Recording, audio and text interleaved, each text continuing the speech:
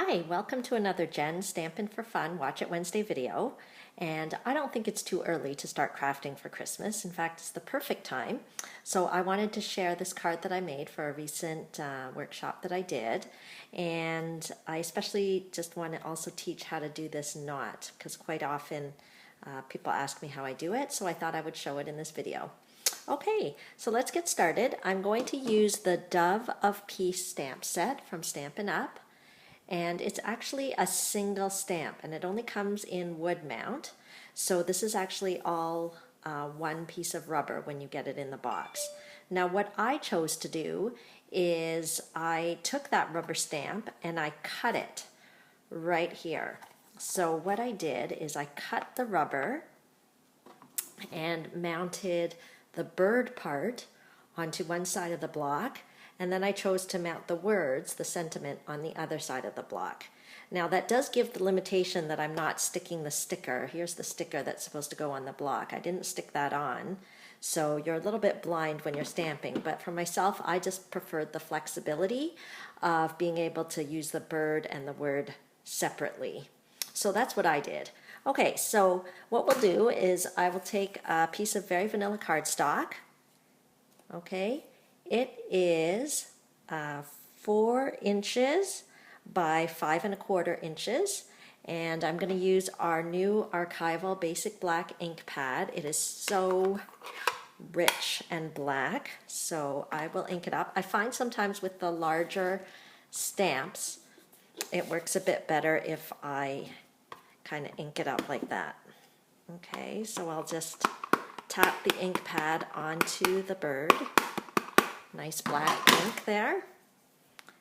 And I will stamp it somewhat close to the top. And here's what I mean. I'm stamping a bit blind, but it's okay if it's a bit crooked. It's handmade. That gives it that extra charm. And with the large stamps, remember to push a bit in the middle and as well on the edges so that we get that nice crisp image. Look at that. Look at the detail in that stamp. I love it. That's trademark of our high quality Stampin' Up stamps. Okay, and then on the bottom, I am going to glue some of this designer series paper. I'm going to use the snail adhesive. And this piece of paper is just 4 inches wide, just to match the width of the very vanilla cardstock. Okay, there we go. Now before I glue it down onto the card base, this is where I'm going to use my very vanilla satin ribbon. And how I tie the knot is I cut off a length that is longer than this width. I take quite a bit longer because I think you have to factor in the length of ribbon that you'll need for the knot. And I'm not afraid to use my ribbon. Like, I'd rather cut enough than think I'm saving and cut shorter and then realize I can't use it and it gets wasted anyway. So I'm not afraid to be a little bit generous, and I'll cut it off. I'm just using these great it's like the Cadillac of Stampin' Up scissors. They're great for cutting ribbon. And I'll just so this is what I do. I take the length of the satin ribbon and I just tie a knot at the top.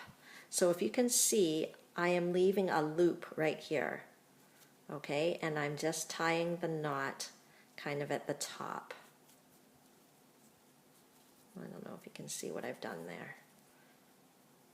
Okay, so I've just tied the knot at the top, leaving a loop here. Now we've got a bit of thread, so I'll just use my scissors and trim that off. It's fraying a little bit, so we'll just cut that off. And then we'll just snip here. Okay, so we're going to snip the loop. I just find this is a great trick to make my ribbon go on longer. See that? And then all I have to do now, so you can kind of adjust this knot how you like it. And then I am going to tape it at the back, because no one sees the back anyway, so to me it just adds bulk to the card and is a waste of the card if I had used the ribbon all the way around. And we'll just use some standard Scotch tape here and just tape it at the back.